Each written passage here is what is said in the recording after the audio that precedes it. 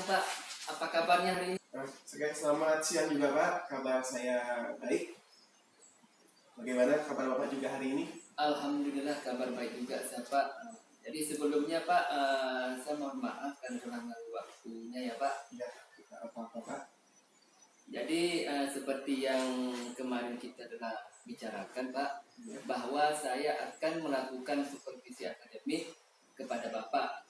Jadi seperti yang kita ketahui bahwa supervisi akademik adalah serangkaian kegiatan untuk membantu guru dalam mengembangkan kemampuan mengelola proses pembelajaran untuk mencapai tujuan pembelajaran. Kemudian dalam supervisi akademik ini ada 3 tahapan kegiatan. Yang pertama ada tahap pra-observasi, kemudian tahap yang kedua observasi, dan yang ketiga adalah pasca observasi. Jadi yang pertama yang sedang kita lakukan ini adalah tahap pra-observasi. Jadi tujuannya adalah untuk mengetahui sejauh mana kesiapan Bapak untuk disupervisi akademik nanti. Ya. Kemudian selanjutnya kira-kira kapan ini Pak waktu pelaksanaannya? Ya Pak, untuk pelaksanaannya nanti akan diadakan di hari 2 hari Pak, jadi di hari Selasa dan Rabu. Itu akan dilaksanakan di jam, tentunya di jam, kalau untuk di hari Selasa itu di jam pertama dan kedua. Untuk di hari Rabu itu karena melanjutkan karena tidak cukup, jadi dilanjutkan di hari Rabu dari jam setelah jam ke-5, 6 dan ke-7. Jadi untuk supervisi nanti ini dilakukan di kelas berapa Pak? Di kelas 9 Pak. Oh ya, kelas 9 ya. Kemudian untuk materi pelajaran yang akan Bapak sampaikan nanti ini tentang apa Pak? Nah, untuk materinya nanti kita akan bahas mengenai kemagnetan Pak. Nah, kemagnetan khususnya nanti kita akan mempelajari mengenai sifat-sifat magnet dan cara membuat magnet. Oh iya. Terus untuk tujuan pembelajarannya apa saja Pak? Nah, tujuannya itu kita sesuai dengan perencanaan saya yang di awal, jadi ada 3 rencana tujuan pembelajaran. Yang pertama itu nanti mengidentifikasi karakteristik benda-benda yang bersifat magnetik, itu yang pertama. Yang kedua nanti mengidentifikasi bagaimana cara membuat magnet, dan yang ketiga nanti itu peraplikasiannya Pak, atau penerapan setelah pembuatan magnet. Berarti nanti Pak di dalam kelas pun ada penjelasan materi juga ada. Iya, betul. Oke, bagus Pak. Kemudian apa harapan Bapak untuk pengembangan yang ingin Bapak capai dari materi tersebut? Untuk harapan saya sih dalam pengembangan ini nanti akan dicapai yaitu mengkoordinir kebutuhan murid sekaligus pengembangan kompetensi saya Pak, agar jauh lebih baik sebagai guru tentunya. Iya Pak, bagus sekali Pak. Ya. Kemudian strategi apa yang akan Bapak lakukan nantinya? Strategi pembelajarannya tentunya nanti ini rencana saya pembelajarannya sifatnya berdiferensiasi Pak. Oh iya. Arah ke sana nanti. Iya. Kemudian selanjutnya apa yang akan Bapak lakukan berkaitan dengan pembelajaran berdiferensiasi? Nah, pembelajaran diferensiasi itu kan Pak, dia ada proses penerapan, tentunya ada hubungan tes di awal, nanti ada juga di tes di akhir, kemudian juga ada kemampuan diferensiasinya juga akan kita tingkatkan. Yang pertama kali nanti yang akan saya lakukan adalah kita akan tes diagnostiknya dulu Pak. Diagnostiknya dulu, nanti akan dilihat dengan cara pemberian pertanyaan persepsi atau pemahaman Pak kepada siswa. Nah, berkaitan dengan materi. Nah, kemudian nanti dari hasil asesmen itu akan kita analisis tentunya dan akan saya gunakan sebagai dasar bagaimana kesiapan siswa dalam belajar. Nah, di samping itu juga nanti akan saya terapkan juga proses pembelajaran berdiferensiasi yang konteksnya nanti itu akan ke arah konten tentunya. Jadi tadi Bapak ada menyebut tentang berdiferensiasi konten. Ya. Jadi kalau boleh tahu apa konten yang akan Bapak terapkan? Di sini saya akan terapkan di pembelajaran saya itu ada 2 konten Pak. yang akan saya munculkan. Yang pertama itu nanti visual, dan yang kedua itu audio. Nah, audio, kemudian juga nanti pembelajarannya juga mungkin melalui kinestetik tentunya. Jadi berarti nanti benar-benar kebutuhan murid ini terpenuhi ya Pak? Betul. Jadi dengan penggunaan ada media visual, kemudian audio dan kinestetik. Bagus sekali Pak. Kemudian untuk selanjutnya Pak, nanti apakah Bapak membutuhkan bantuan dalam pelaksanaan kegiatan pembelajaran? Dan menurut Bapak, siapa kira-kira yang bisa membantu pada kegiatan tersebut Pak? Tentu saja Pak, saya perlu bantuan. Dan harapan saya nanti itu untuk membantu saya itu ya tentunya rekan kerja saya atau sejawat yang dapat membantu baik dalam sharing ataupun tukar pikiran, pengalaman, baik dalam hal strategi pembelajaran, metode pembelajaran yang akan saya laksanakan tentunya di kelas. Jadi persiapan Bapak sudah sangat luar biasa Pak ya. Karena dari tadi Pak, apa yang sudah Bapak jelaskan pun mulai dari perencanaan, kemudian dari tujuan pembelajaran dan strategi pembelajaran. Jadi semoga apa yang sudah Bapak upayakan ini jadi nantinya bisa terpenuhi sesuai dengan kebutuhan belajar murid ya Pak. Iya ya Pak, betul Pak. Terima kasih Pak. Iya, sama-sama Pak. Mungkin sampai di sini dulu percakapan kita mengenai pra observasi supervisi Pak. Terima kasih atas waktunya Pak. Semoga nanti saat supervisi dapat berjalan dengan lancar seperti yang sudah Bapak rencanakan. Jadi saya ucapkan terima kasih. Selamat siang Pak. Ya, selamat siang juga Pak. Terima kasih juga. Mungkin nanti ke depannya misalnya ada hal-hal yang mungkin kurang masih dalam observasi ini, ataupun nanti tindakannya akan kita yang akan saya lakukan mungkin saat observasi bisa jadi koreksian lah bersama bagi saya maupun Bapak agar kedepannya siswa juga pembelajaran yang kita berikan pada siswa juga jauh lebih baik. Oke, siap Pak. Sama-sama. Terima kasih. Terima kasih juga Pak. Iya.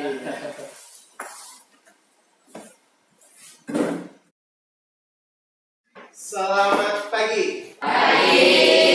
Sebelum kita mulai proses pembelajaran pagi hari ini, ya, sebaiknya kita mulai dulu dengan doa. Nah, kepada ketua kelas, Bapak minta tolong siapkan terlebih dahulu. Said, siap.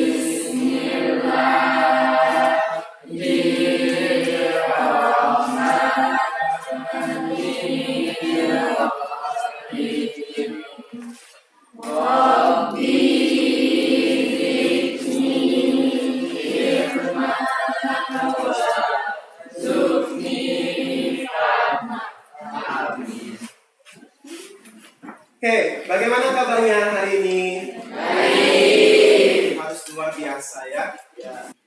Nah, oke. Untuk pembelajaran IPA pada pagi hari ini, nah kita akan masuk materi baru ya di semester 2. Nah, sebelumnya juga akan Bapak cek dulu kehadirannya. Untuk kelas bulan ini, apakah ada yang tidak masuk? Siapa? Masuk semua? Nah, masuk semua ya. Nah, untuk pembelajaran pada hari ini kita mulai saja ya. Nah, jadi pembelajaran kita hari ini kita akan membahas materi buku paket kita yaitu tentang kemagnetan. Ya, judulnya adalah tentang kemagnetan.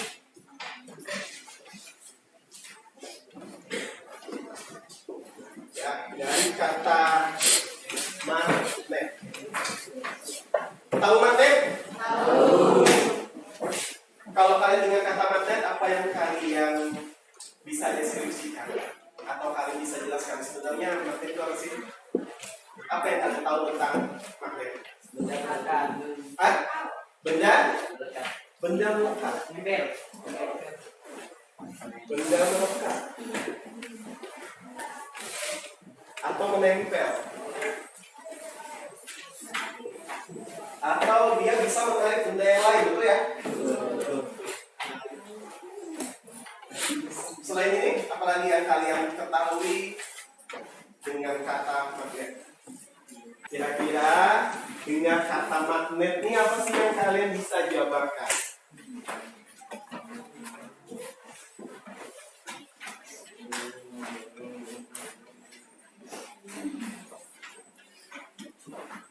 Selain dia benda melekat, menempel, atau menarik, menolak. Benda yang seperti apa? Besi. Besi. Besi dan batu. Besi, ya. Atau baja. Intinya dia merupakan unsur yang terbuat dari logam. Unsur logam semua.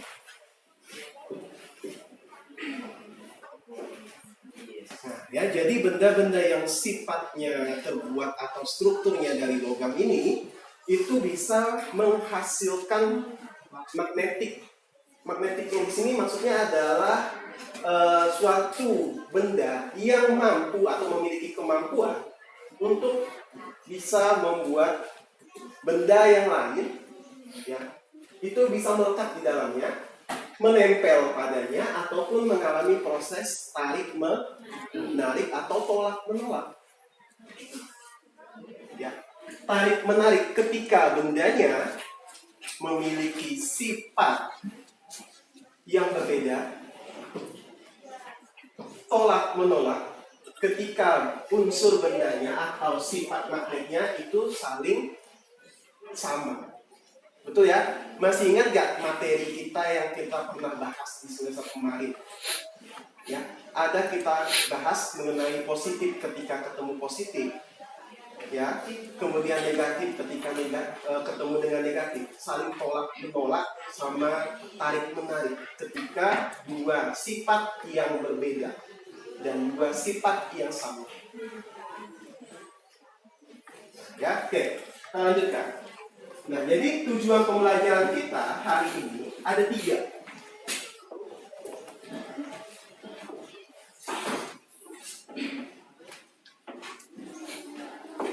Nah ya,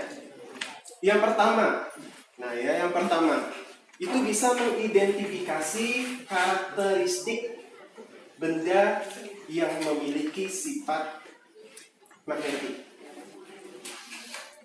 Nah ya, itu yang pertama, itu tujuan pembelajaran kita.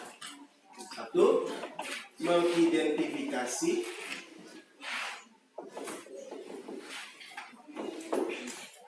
karakteristik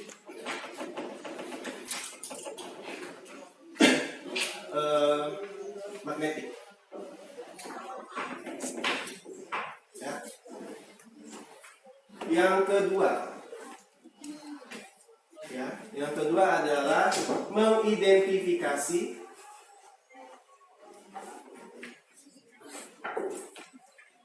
cara pembuatan magnetik.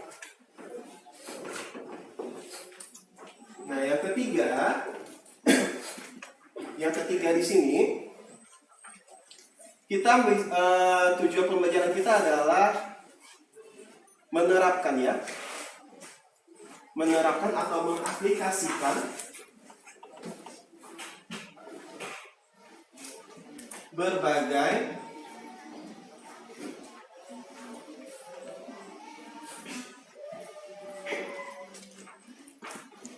berbagai cara untuk pembuatannya.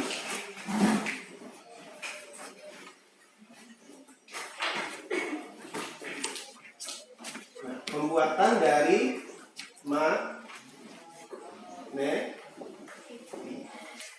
Oke, itu ya, itu tujuan pembelajaran kita. Nah, kemudian berikutnya, proses pembelajaran kita akan lakukan semuanya di sini dengan menggunakan metode nanti akan Bapak demonstrasikan. Setelah demonstrasi baru kalian dengan melakukan pengamatan. Nah, jadi ada 2 metode yang akan kita gunakan dalam proses pembelajaran ini, yang akan dilakukan secara berkelompok, ya, saling kolaborasi nanti. Nah, setelah itu nanti akan Bapak bagikan lembar diskusinya atau lembar kerjanya untuk setiap kelompok yang sudah Bapak bentuk sebelumnya, ya, kelompoknya masih ingat ya? Ya. Nanti silahkan langsung masuk ke dalam kelompoknya masing-masing. Nanti setelah itu Bapak minta kalian untuk membaca terlebih dahulu LKPD-nya. Nah, pahami dulu bersama. Setelah itu baru kita lakukan kegiatan berikutnya. Paham ya? Ya, jadi kita akan bahas mengenai 3 apa yang pembelajaran kita pada hari ini. Semoga semuanya bisa berjalan. Oke, sekarang Bapak minta semuanya silakan masuk ke dalam kelompok masing-masing. Kelompok 1 di sebelah kita menjelang di sini ya. Nah, kelompok di barisan D di sini, ya, ini. Kelompok 2 di barisan yang lain ini. Kemudian barisannya ini. Kelompok 3 di sini ya. Nah, Bapak tunjuk ini kelompok 3. Masing kelompok Bapak minta semuanya masuk, kemudian nanti silakan menentukan ketua kelompoknya ya. Oke, kalau sudah tolong Bapak minta semua alat yang Bapak perintahkan kemarin itu tolong diletakkan semua di meja. Nah, Bapak ngecek dulu ya kelengkapan alatnya lengkap atau tidak.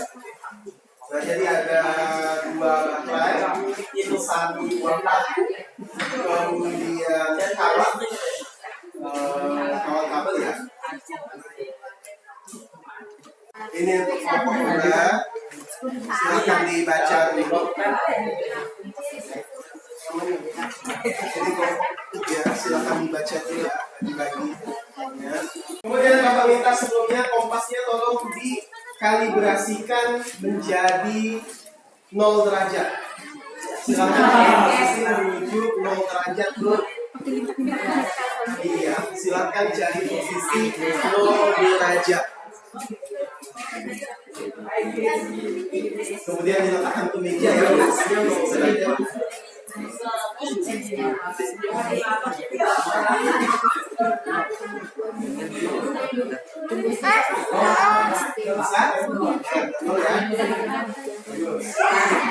Oke,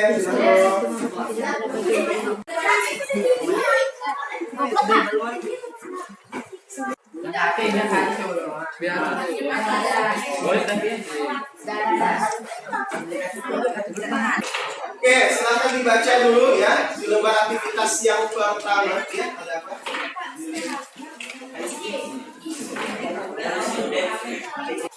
Oke, ada 4 wilayah.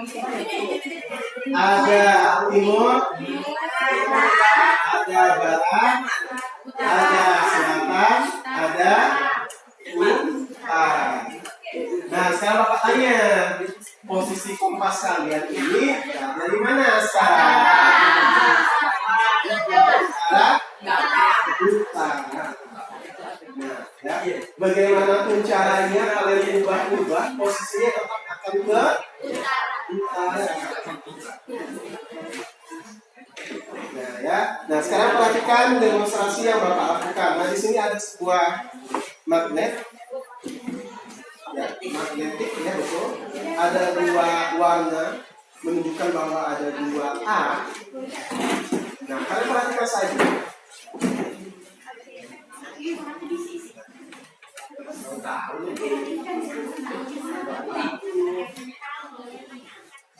Oke, sudah diperhatikan.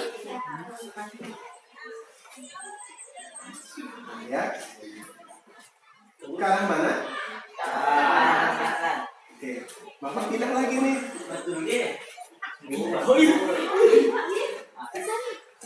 Ke arah mana? Bapak putar-putar nih. Nah, kenapa dia selalu menuju ke arah utara? Ya, satunya arah utara jadi ini. Ini kan warna merahnya ini alpukat, sedangkan yang warna birunya akan menuju ke arah sebelah.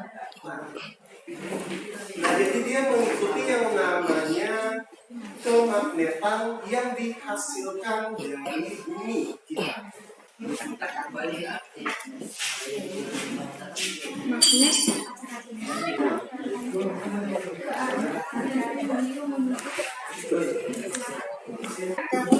Magnet warna merah masih sama dengan Anta. Assalamualaikum warahmatullahi wabarakatuh. Waalaikumsalam warahmatullahi wabarakatuh. Kami dari kelompok 1 akan mempresentasikan tentang kemagnetan. Assalamualaikum warahmatullahi wabarakatuh. Waalaikumsalam warahmatullahi wabarakatuh.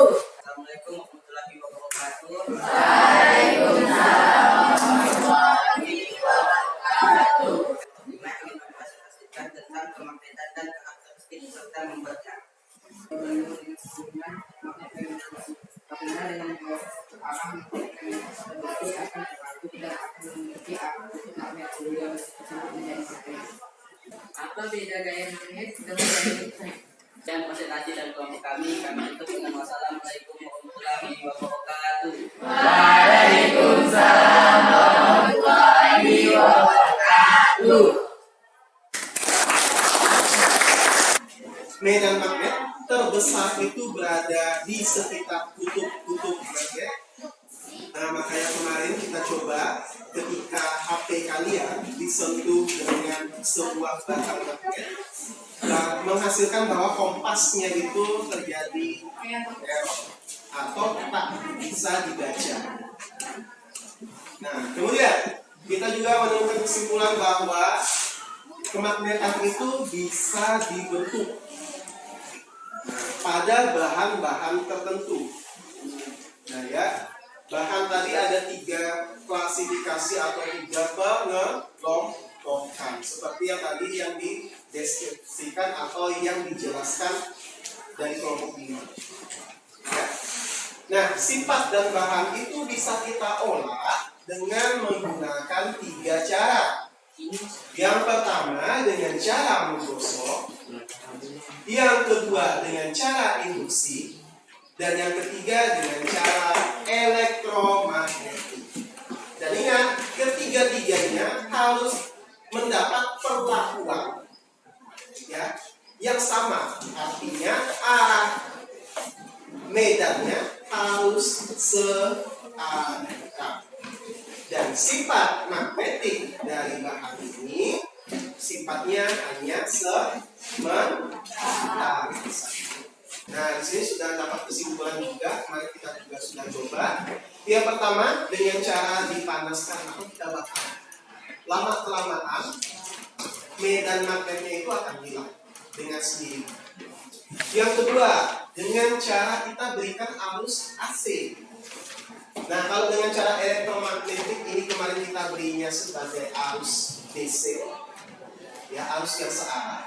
Kemudian kita berikan dengan arus AC bolak-balik sehingga magnet elementernya akan kacau kembali, sehingga sifat magnetnya hilang.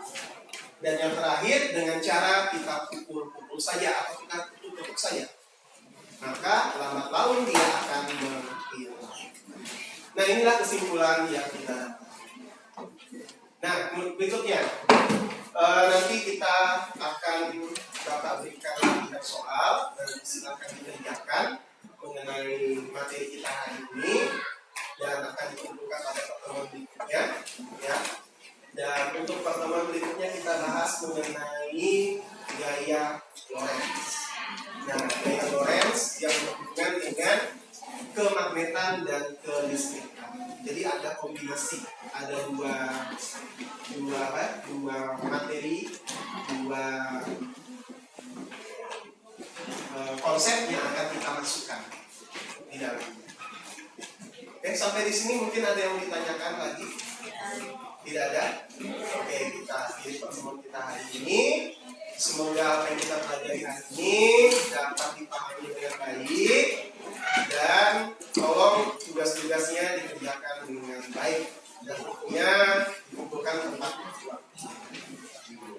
sebelum kita akhiri, mungkin pesan Bapak satu lagi, untuk materi ini tolong dicatat dengan baik, karena tentu materi ini akan membantu kalian dalam menjawab soal-soal ketika nanti akan diadakannya asesmen atau penilaian.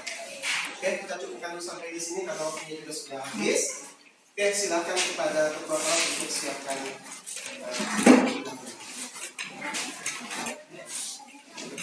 Oke, boleh? Ya, ketua kelas. Said, ya.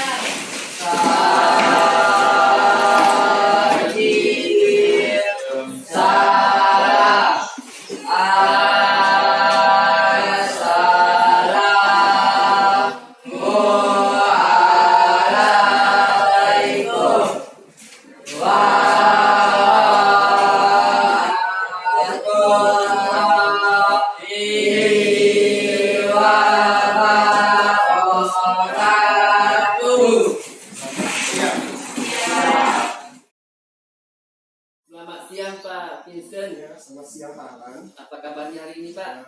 Luar biasa Pak, baik Pak. Bagaimana kabar Bapak juga? Alhamdulillah kabar baik.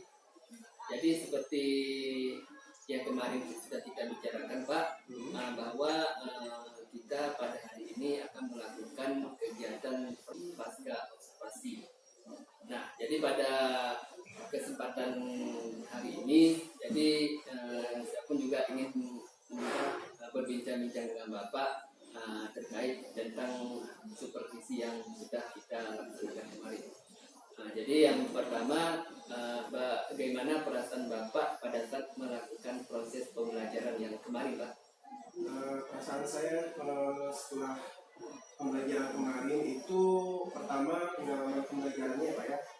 Nah itu yang nantinya itu bermanfaat, bisa mengembangkan tentunya kompetensi saya ketika bagaimana cara belajar, gaya belajar, mengetahui pembelajaran yang benar, ya kan kedepannya bisa menjadi potensi lah untuk saya.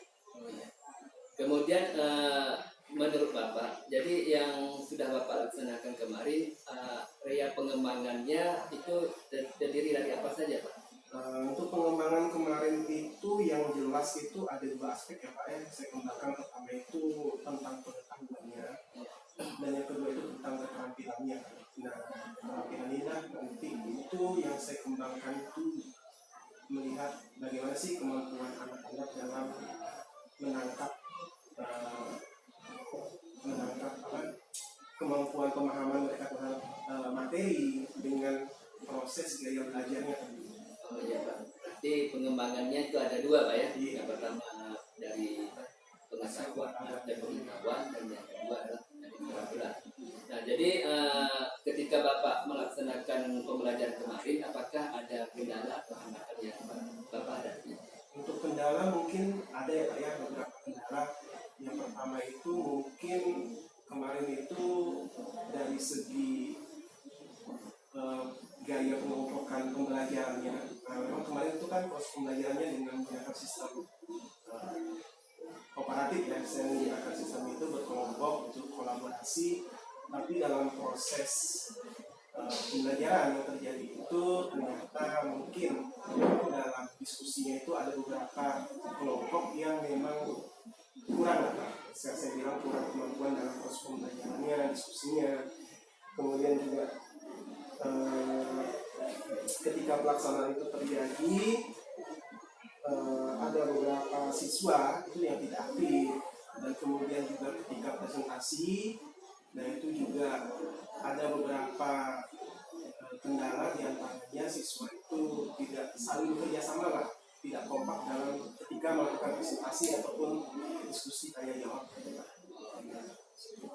Kemudian dari permasalahan yang Bapak hadapi kemarin, mungkin ada nggak Pak rencana ke depannya mungkin untuk solusi dalam mengatasi permasalahan tersebut? Mungkin setelah dilihat dari kemarin itu ada beberapa hal yang mungkin bisa saya refleksikan.